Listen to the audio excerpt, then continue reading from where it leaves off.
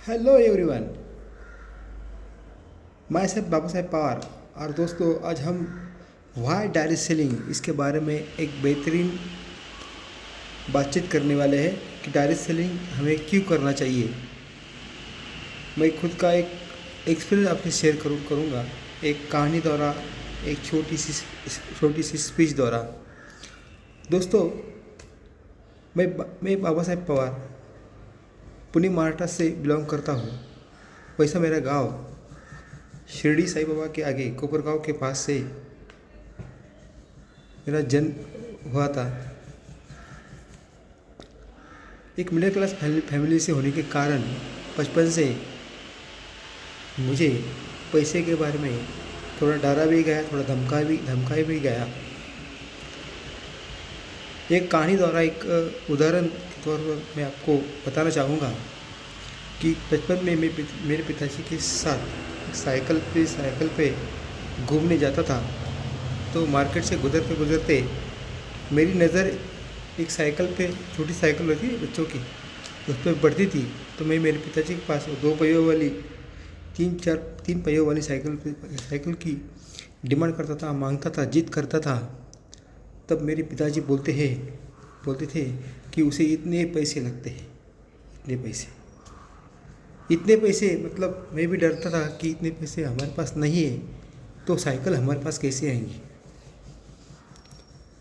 कि दोस्तों, हम जैसे मिडिल क्लास फैमिली लोग 80% 90% लोग आज जॉब ही कर रहे हैं।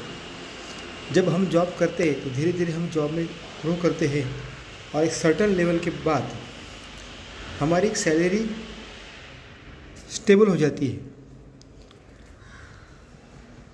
उसके बाद हमारी कंपनी का कारोबार बढ़ता है तो नए लोग हायर करते हैं। तो हमारे साथ जो नए कलीग्स होते हैं हमारे, वो भी हमारे साथ काम करते हैं। उनकी सैलरी भी हमारे पास थोड़ी बहुत 10-20 हज़ार से कम होती है। वो भी धीरे धीरे ग्रो करते हैं और हमारे बॉस को भी लगता है कि मैं अपने स्टाफ को एक अच्छी सैलरी दे रहा हो, लेकिन इनका बेनिफिट मुझे मिल रहा है कि नहीं मिल रहा है। तो हमारा कलीग जब हमारे साथ काम करता है, वो भी हमसे कुछ सीखता है, वो बढ़ता है। तो हमारे बॉस को लगता है कि उनको एक ऑप्शन मिल जाता है कि अभी इनसे आधे कम सैलरी में अगर मुझे लोग काम करके दे रहे हैं तो इनकी ज़रूरत मुझे क्या है।